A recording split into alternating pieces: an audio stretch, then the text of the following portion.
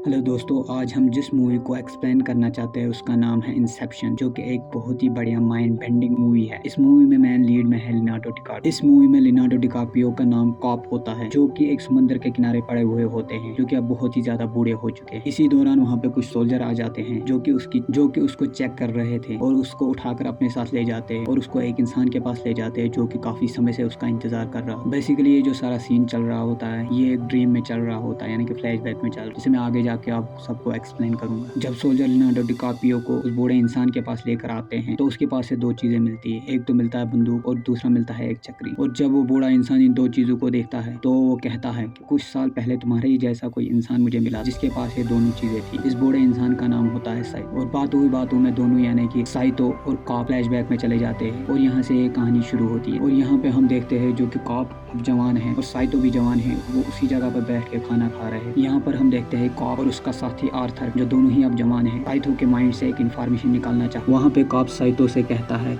कि अगर आप भी इस जमाने में अपने माइंड के अंदर इन्फॉर्मेशन को सेफ और सिक्योर रखना चाहते हो तो आपको मुझसे ट्रेनिंग लेनी चाहिए। तब वहाँ पे साइतो कहता है कि आखिर मैं तुम्हें ही चूज क्यों करूँ। तब वहाँ पे कॉप कहता है कि वो चोर मैं ही हूँ जो सबसे शातिर है इस अंतर्मन की चोरी में। लेकिन अब यहाँ पे साइतो भी एक बहुत बड़ा इंसान होता है और उसे ये भी पता होता है कि अभी मैं एक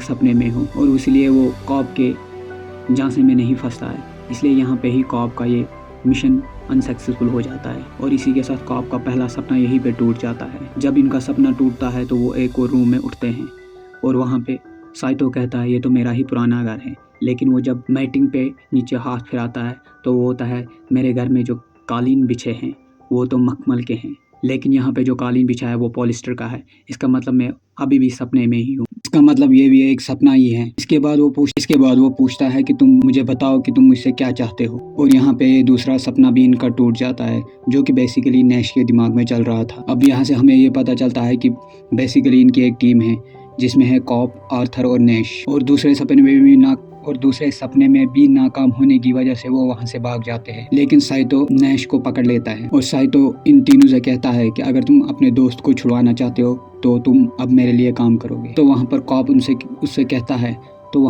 उससे कहता है कि मुझे तुम्हारे लिए क्या काम करना पड़ेगा। तो साइतो इसके जवाब में कहता है कि मेरा एक कंपेटिटर है जिसका नाम है मॉरिस फिशर, जो बेसिकली एक बहुत ही बड़ी पावर कंपनी का मालिक है और अगर वो अपने काम में अपने आइडियाज के साथ सफल हो गया तो वो पूरी इस दुनिया पे राज करेगा और सबसे अमीर तरीन इंसान बन जाए। और मैं ये नहीं चाहता हूँ और मैं चाहता हूँ कि इस काम में तुम मेरी मदद करो।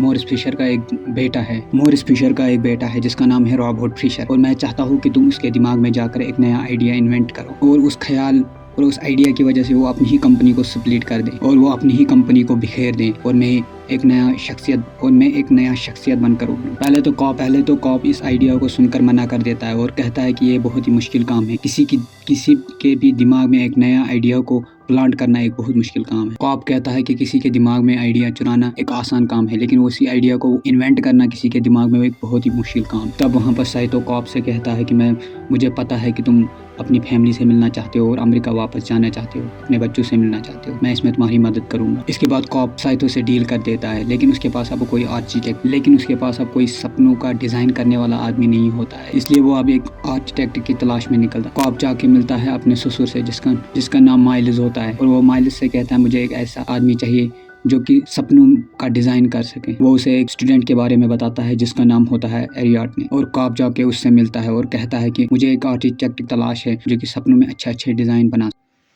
और कॉप एरियाटने से मिलता है और उसे कहता है कि मुझे एक आर्किटेक्चर की ज़रूरत है जो कि सपनों की दुनिया में मेरे लिए अच्छे बिल्डिंग्स और साथ ही कुछ अच्छे नक्शे बना सके। जितना अच्छा आर्किटेक्चर होगा हमारा क्लाइंट उसमें उतना ही ज़्यादा फंसता जाएगा, मगर इसके लिए तुम्हें एक टेस्ट पास करना होगा। मैं 2 मिनट में ऐसा चक्कर व्यू बनाना होगा जिसे तुम 1 ही मिनट में भेज सको। और एरियाटने कर देती है, फाइनली वो इसमें पास हो जाती है। सपनों की दुनिया काफ़ी अलग होती है जो कि हमारी दुनिया से 20 घंटे तेज चलती है, जो कि हमारी दुनिया से 20 गुना तेज चलती है। अगर हमने असली दुनिया में 5 मिनट बिताए तो वो सपनों की दुनिया में कई घंटे होते हैं। और इन सपनों की दुनिया में जाने के लिए हमें मदद करती है ये मशीन जो कि मिलिट्री ने अपने मकसद के लिए बनाई थी, लेकिन अब हम भी इसका इस्तेमाल करते हैं। और असली बात, अगर तुम्हें सपने में कोई चोट लगेगी तो उसका दर्द तुम्हें असली जिंदगी में भी होगा। और अगर सपने में तुम्हारी जान चली जाए तो असली दुनिया में तुम जाओ और अगर सपने में तुम्हारी जान चली जाएगी तो असली दुनिया में तुम जाग जाओगे। और अगर सब कुछ नॉर्मल रहा तो हमें एक टाइम लूप मिलता है जिसके जरिए हमें एक झटका मिलता है और हम सपनों की दुनिया से बाहर निकलकर असली दुनिया में आ जाते हैं। और अगर सब कुछ प्लान के मुताबिक नहीं हुआ तो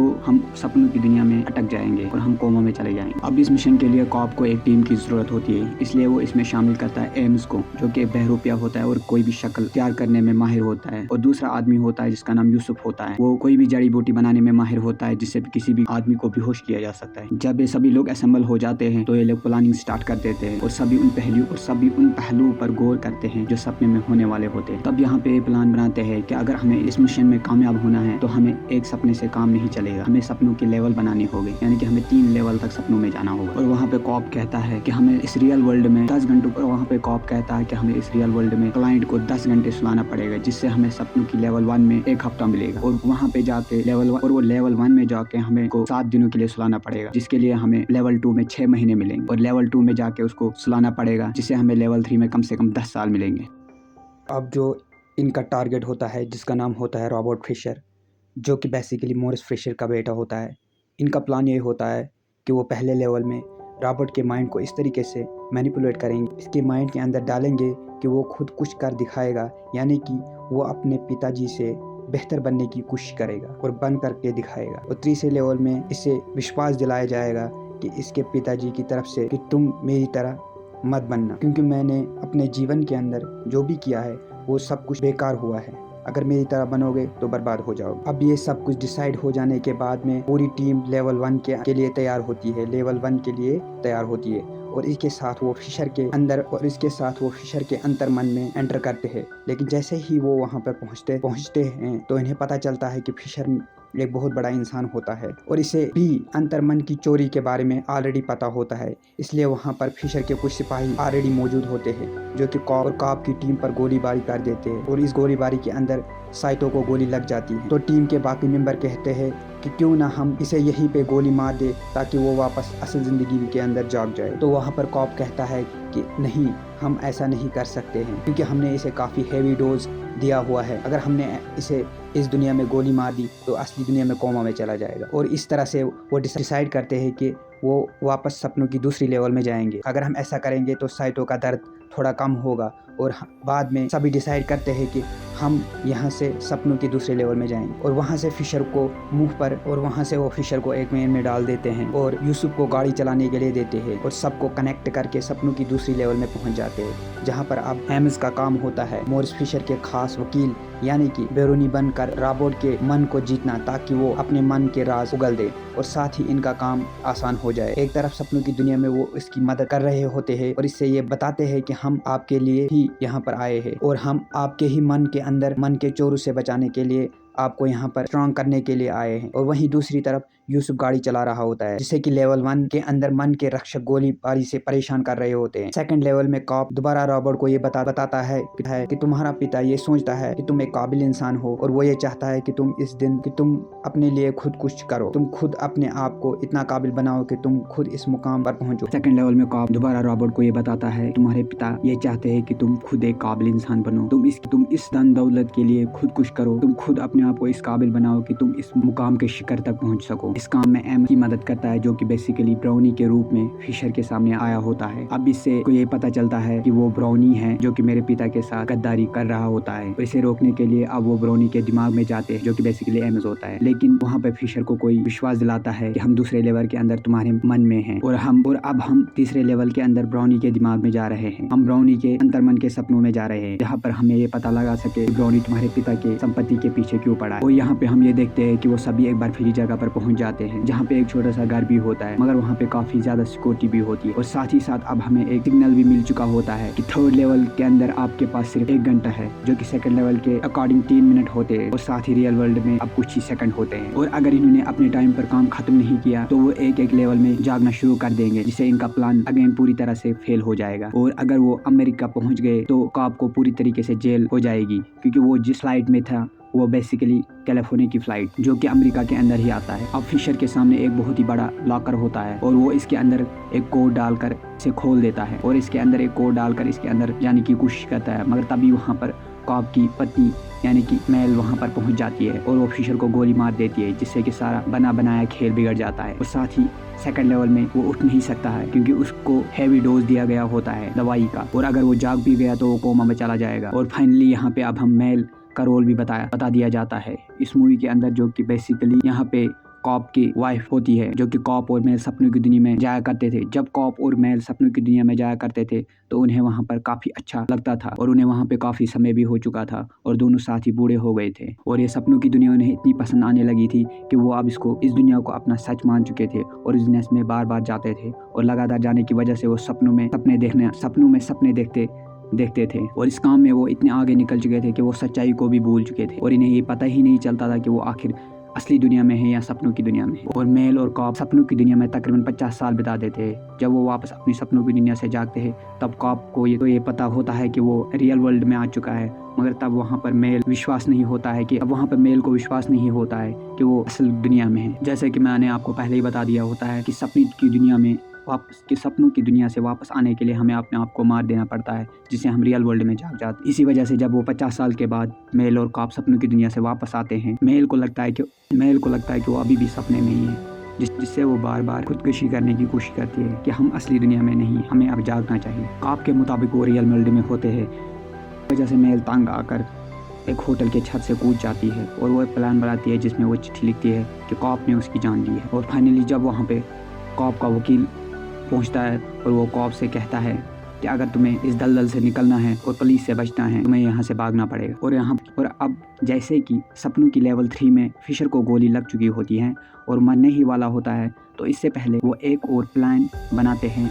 और वो प्लान ये होता है कि वो सपनों की चौथी लेवल में जाएंगे और वहाँ जाकर फिशर को वो धक्का देंगे, जिससे कि फिशर की चौथी लेवल में मौत हो जाएगी। साथ ही वो तीसरे लेवल में जाग जाएगा। कॉप एरियाट ने दोनों मिलकर सपनों की दुनिया की चौथे लेवल में सीधे पहुंच जाते। जैसे ही एरियाट ने सपनों की चौथे लेवल में पहुंच जाते, वो सीधा मेल के पास पहुंच जाते, जो कि अपने पुराने ही सपनों की दुनिया में एक घर में बैठी हुई होती है। इन दोनों ही को पता होता है कि फिशर मेल के पास ही होगा और वहां पे जाकर वो फिशर को ऊपर से धक्का दे देते हैं, जिसकी वजह से चौथे लेवल में फिशर की मौत हो जाती है और इसी वजह से वो तीसरे लेवल में जाग जाता है।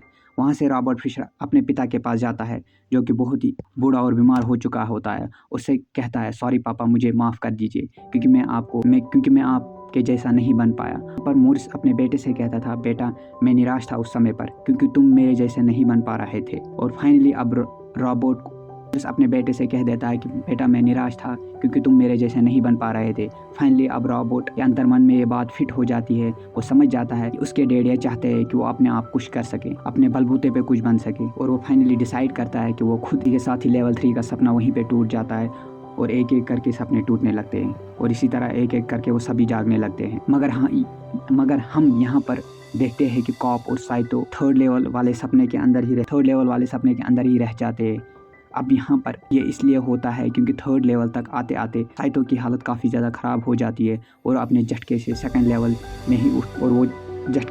लेवल में उठ नहीं पाता है। इसी वजह से वो सपनों की थर्ड लेवल में ही अटक जाता है और कॉप को ये बात अच्छी तरीके से मालूम होती है कि प्लेन जल्द ही कैलिफोर्निया में लैंड होने वाला है। और अगर इसलिए साइतो का रियल वर्ल्ड के अंदर उठना काफ़ी ज़्यादा ज़रूरी था, क्योंकि वो साइतो ही था जो सारी इल्ज़ामों को ख़त्म करके कॉप को एक नई ज़िंदगी दे सकता था। और अब कॉप भी अपने सपनों के अंदर के चौथे लेवल से तीसरे लेवल में आकर साइतो को ढूंढने की कोशिश करता है क्योंकि अब काफ़ी कोशिश के बाद फाइनली कॉप को साइतो मिल ही गया होता है। और ये वही सीन होता है जो कि हमें इस मूवी की स्टार्टिंग में दिखाया गया होता है। और वही साइतो होता है जो अपने लेवल 3 के सपनों में काफ़ी सालों से जी रहा होता है। और जब कॉप ये सारी बातें साइतो को अगेन रिपीट करता है तो दोनों को अपने पास्ट की सारी बातें याद आने लगती हैं। ये दोनों अपने आप को जान से मारकर वापस से रियल वर्ल्ड के अंदर अपनी जवानी के अंदर फिर उठ खड़े होते हैं। और यहाँ पे हम देखते हैं कि हकीकत यानी कि रियल वर्ल्ड के अंदर अभी तक इन्हें सिर्फ 10 घंटे ही निकले होते हैं, जबकि इन्होंने सपनों की दुनिया में करीब 50 साल से ऊपर का समय निकाला होता है। इसी दौरान साइतो पुलिस को कॉल लगाता है और कॉप पे लगे सारे इल्जामों को माफ करवा दे और इसी के साथ ये मूवी यहीं पे खत्म हो जाती है।